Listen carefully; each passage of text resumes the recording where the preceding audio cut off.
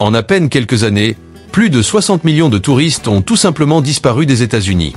Un chiffre qui donne le vertige et qui ne se limite pas à fragiliser l'industrie du tourisme, il transforme les villes elles-mêmes.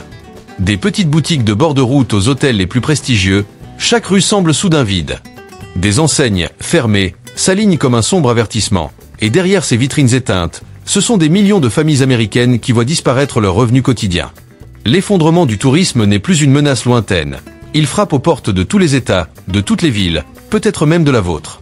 Dans cette vidéo, nous allons explorer le top 10 des villes et États américains qui s'enfoncent vers une récession historique. Vous verrez comment des destinations autrefois emblèmes de rêve et de prospérité sont désormais des symboles de déclin. Mais attention, les raisons ne sont pas seulement économiques. Elles révèlent aussi un bouleversement dans les habitudes et les mentalités d'une nation entière.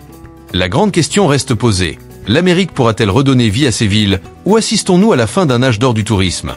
Préparez-vous, notre voyage commence par un lieu mythique. Numéro 10, Las Vegas, le géant en panne.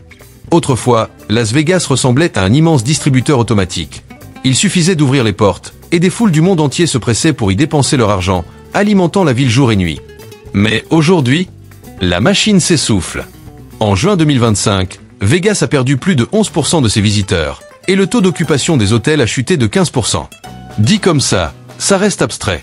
Mais imaginez le strip, 2 chambres sur 10 plongées dans l'obscurité, rideaux tirés, comme des yeux clos dans une ville censée ne jamais dormir. Un barman confiait, l'an dernier, je servais 200 cocktails par soir. Aujourd'hui, je n'en fais même plus 100. Derrière cette statistique froide se cache un repas en moins sur la table de sa famille. Et la réalité, c'est que partir à Vegas coûte désormais aussi cher qu'un séjour au Canada. Un vol depuis le Mexique équivaut à 3 mois de facture d'eau et d'électricité. Quant aux formalités pour obtenir un visa, elles ressemblent à une course d'endurance sans médaille à la clé. Qui a envie de se rendre dans un paradis du divertissement si le parcours du combattant commence dès l'entrée? L'effet boule de neige est implacable. Les casinos perdent de l'argent, faute de joueurs. Les barmen attendent des clients qui ne viennent plus s'asseoir. Le personnel hôtelier a soudain trop de temps libre, qu'il consacre à faire ses comptes et à calculer ses dettes. Vegas, capitale mondiale de l'excès, rappelle à l'Amérique une vérité cruelle. Même pour dépenser de l'argent, encore faut-il avoir des clients. Le fameux slogan « Ce qui se passe à Vegas reste à Vegas » pourrait bien se transformer en « Ce qui se passe à Vegas, c'est que les touristes restent chez eux ». Et si même cette ville, réputée indestructible sur le plan touristique, vacille, alors que dire des destinations plus fragiles, celles qui dépendent d'un flux limité comme les visiteurs canadiens ou les régions frontalières? On risque de voir naître de nouveaux mini-Vegas, brillants en façade, mais creux à l'intérieur. Numéro 9, Seattle, le paradoxe amer. Le contraste est saisissant. À Tokyo, Toronto ou Londres, Starbucks continue de cartonner. Mais dans sa ville natale, Seattle, de nombreux cafés observent la pluie tomber à travers leurs vitrines, faute de clients. Ironique pour la cité qui a vu naître ce géant du café. Les chiffres parlent d'eux-mêmes. En 2025, la ville perdra près de 27% de ses visiteurs internationaux. Pour une métropole frontalière qui vit en partie du tourisme venu du Canada voisin, c'est un véritable choc. Visualisez, des milliers de voitures qui n'entrent plus, des avions cloués au sol, et derrière chaque annulation, des millions de dollars qui ne circulent plus dans les poches des travailleurs du secteur. Un guide touristique qui organisait autrefois des visites du siège d'Amazon expliquait « Avant, j'accueillais des groupes venus d'Europe et d'Asie. Aujourd'hui, il ne reste que quelques petits groupes éparpillés, les autres au chômage. » Ces mots résonnent aussi lourdement que la pluie qui martèle les toits en tôle de la ville. Pourquoi ce désamour? Certes, la conjoncture économique est difficile, mais il y a plus. Le dollar américain est trop fort. Résultat, une escapade depuis Vancouver coûte presque autant qu'un long séjour au Canada même. Ajoutez à cela l'essence chère, les billets d'avion envolés et les formalités de frontières décourageantes. Et beaucoup se demandent, est-ce bien raisonnable de vider son portefeuille et de tester sa patience pour un simple week-end? Conséquence directe. Le port de Seattle, autrefois animé par les croisières, tourne au ralenti. Les visites d'Amazon HQ, jadis bondées, se déroulent désormais dans le silence. Chauffeurs Uber, serveurs, hôteliers, tous ont perdu des centaines d'heures supplémentaires, donc une partie de leurs revenus. Déjà réputée pour son climat morose, Seattle voit aujourd'hui son économie s'assombrir elle aussi. Reste à savoir si cette crise n'est qu'une averse passagère, ou le début d'un long hiver touristique. Et si même Seattle, capitale de la tech et des croisières, peine à garder la tête hors de l'eau, qu'adviendra-t-il de Portland, sa voisine branchée? Numéro 8, Portland, la créativité à l'arrêt. Au centre-ville de Portland, Un petit hôtel boutique garde sa réception ouverte. Mais au lieu des rires des voyageurs et du bruit des valises roulantes, on n'entend plus que le froissement des rideaux qu'on lève et qu'on baisse. Sur 10 chambres, la moitié seulement est occupée. Les factures grimpent, les remboursements bancaires s'accumulent et l'hôtelier avoue. Avant, je rêvais que ce lieu soit la fierté de Portland. Aujourd'hui, je rêve seulement d'avoir assez de clients pour payer mes employés. La chute du tourisme international et domestique a frappé toute la ville. Les chiffres sont alarmants. Près de 30% de réservations en moins. Même les tournées de bières artisanales, emblème de Portland, sont presque à l'arrêt. Mais ces données ne racontent pas toute l'histoire. Derrière, ce sont des serveurs, guides et chauffeurs de navettes qui perdent des centaines d'heures de travail, avec des salaires qui fondent alors que le coût de la vie explose. Certains pointent du doigt la crise mondiale. Mais en y regardant de plus près, Portland paie aussi le prix de sa propre image. Longtemps célébrée comme une ville hipster, avec ses fresques murales, ses cafés indépendants et ses circuits culinaires, elle séduisait les curieux de Seattle, Vancouver ou San Francisco. Or, aujourd'hui, ses voisins préfèrent rester chez eux plutôt que de dépenser pour un séjour coûteux. Une gérante de café confiait « Les clients américains se font rares, et les étrangers ont quasiment disparu. Je pensais que Portland serait une destination idéale pour une semaine. Maintenant, seuls quelques fidèles reviennent. » La réalité est là, des rues centrales désertées, des cafés fermés, des boutiques de souvenirs qui tirent le rideau chaque jour. Quand il n'y a plus de visiteurs, il n'y a plus de rêve possible. Portland, la ville verte et créative, découvre à son tour la fragilité d'un modèle qui repose surtout sur le tourisme de proximité.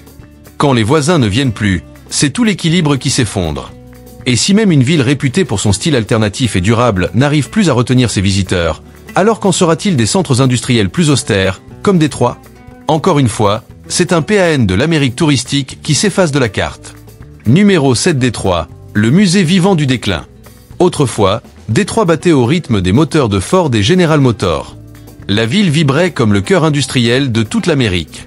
Mais aujourd'hui, elle ressemble davantage à un musée à ciel ouvert de la décadence, et le peu de tourisme qui subsistait s'effondre à son tour. Les chiffres sont clairs, les visiteurs internationaux y ont chuté de plus de 17%. Pour une ville qui n'a jamais été une grande destination de vacances, cette baisse s'apparente à un clou supplémentaire dans un cercueil déjà bien lourd.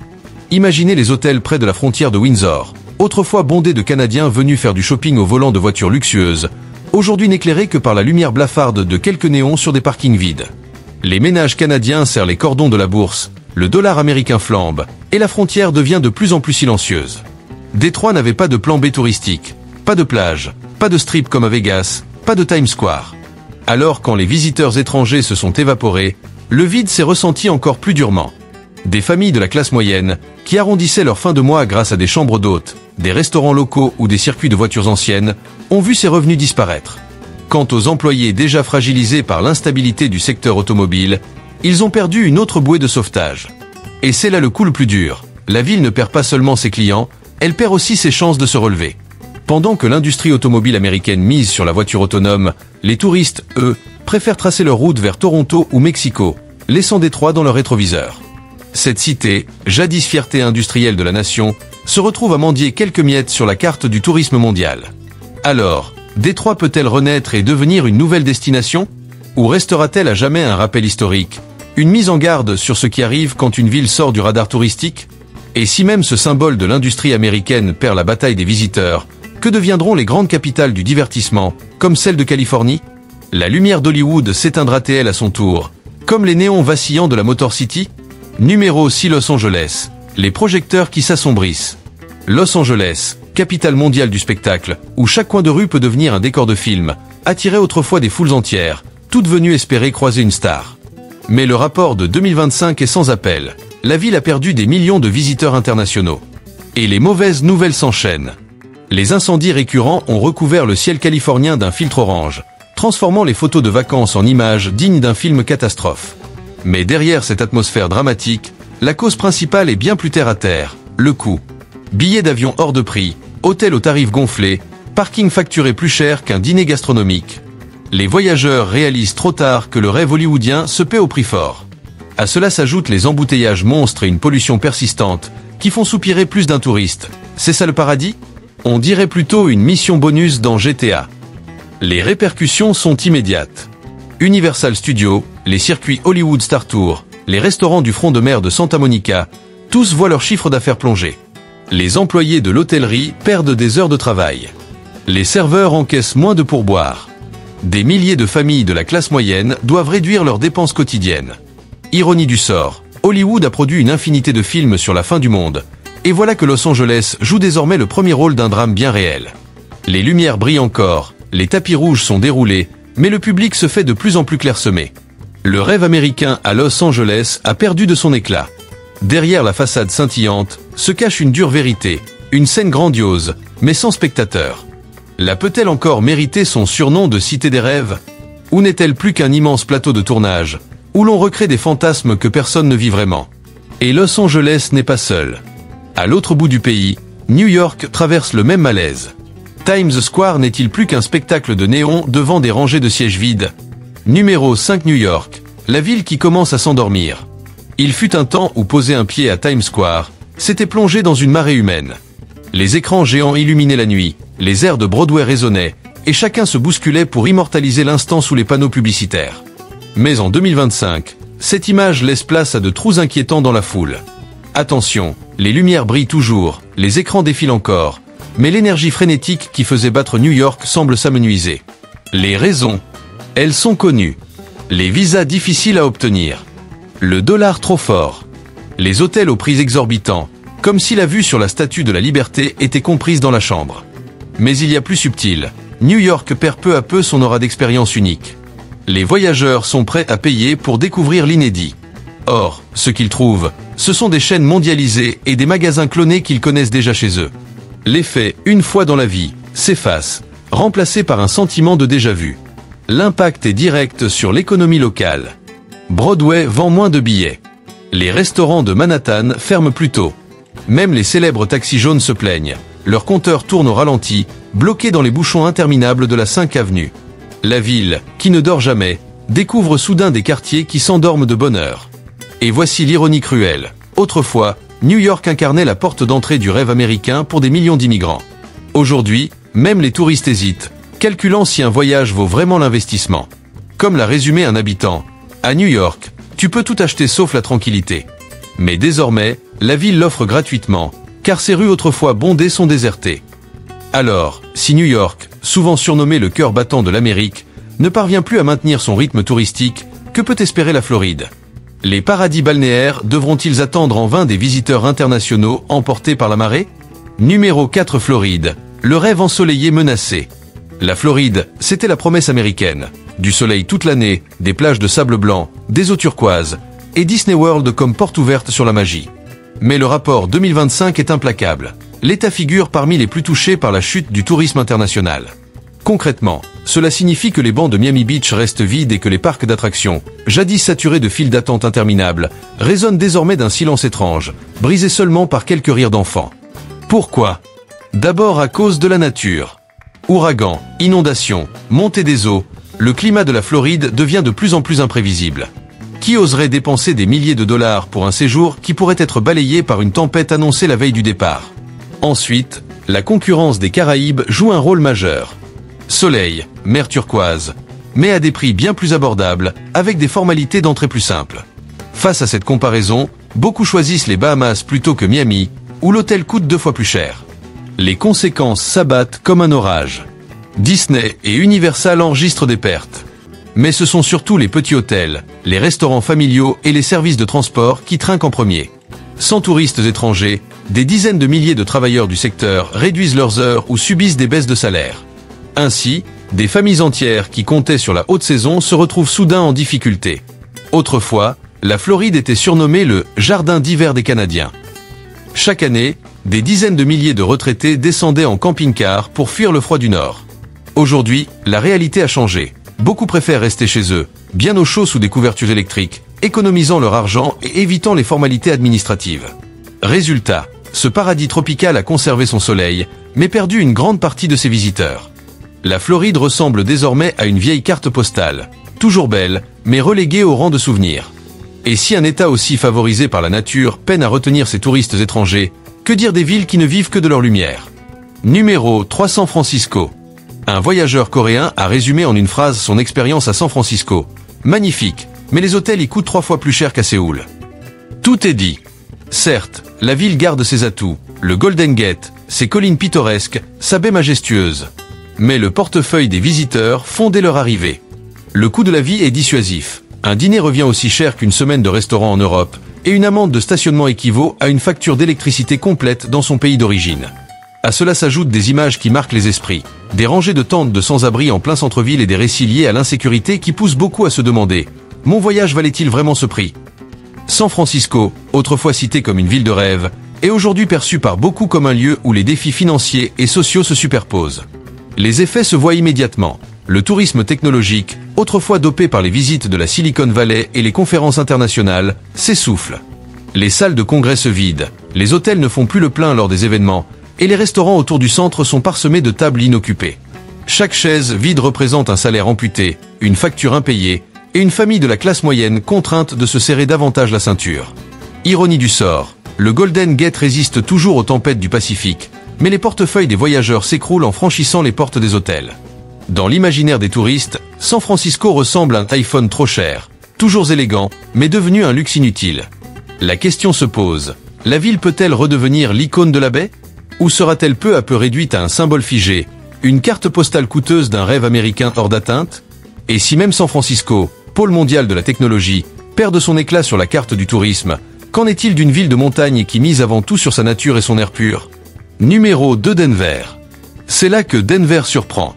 Alors que les grandes métropoles américaines enregistrent des baisses records, la capitale du Colorado affiche une progression de 3,2% de ses visiteurs étrangers en 2025. Ce chiffre n'a rien d'explosif, mais dans un contexte de déclin national, c'est comme si une seule élève réussissait dans une classe entière en échec. Cela inspire de l'espoir, mais aussi une question. Pour combien de temps ?